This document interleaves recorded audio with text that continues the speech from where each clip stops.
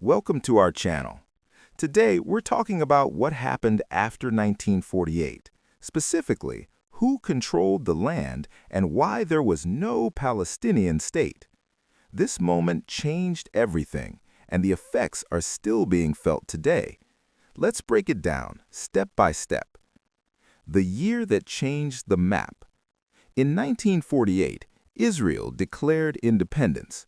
A war followed between Israel and neighboring Arab countries. When the fighting stopped, the map of Palestine was completely different. Not just borders changed, power changed. Control of land decided the future. Israel's control after 1948. After the war, Israel controlled most of the land. This included areas that were originally meant to be part of an Arab-Palestinian state under the UN plan. Israel expanded far beyond that plan. Hundreds of Palestinian towns and villages were destroyed or emptied. More than 700,000 Palestinians were forced to flee or expelled. This event is known as the Nakba, which means catastrophe. For Palestinians, 1948 was not independence, it was displacement. Jordan and the West Bank. After the war, Jordan took control of the West Bank. This included East Jerusalem. Jordan later officially annexed the West Bank and ruled it for nearly 20 years. Palestinians living there did not get independence. They lived under Jordanian rule, not their own state. Their national identity existed, but their political power did not.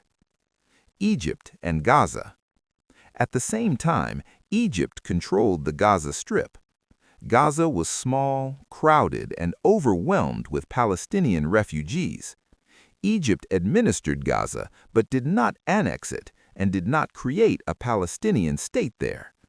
Palestinians in Gaza had limited rights and no sovereignty.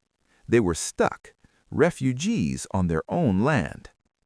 The biggest question. So let's pause and ask the real question. Where was the Palestinian state? The answer is simple and painful. There wasn't one. Israel controlled most of the land.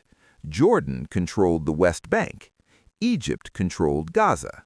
Palestinians controlled nothing. No army, no borders, no government, no independence. Life without a state. Without a state, Palestinians had no protection. Refugees were scattered across Jordan, Lebanon, Syria, Gaza, and the West Bank. Many lived in camps, thinking it was temporary. Decades later, many are still there. They had keys to homes that no longer existed. Land ownership was lost. Families were separated. History was rewritten without them. Why this still matters. Some people say, that was a long time ago, move on. But here's the truth. You can't move on from something that never ended. The lack of a Palestinian state in 1948 set the stage for everything that followed. Occupation, refugee crisis, repeated wars, ongoing resistance, endless negotiations. The root problem stayed the same.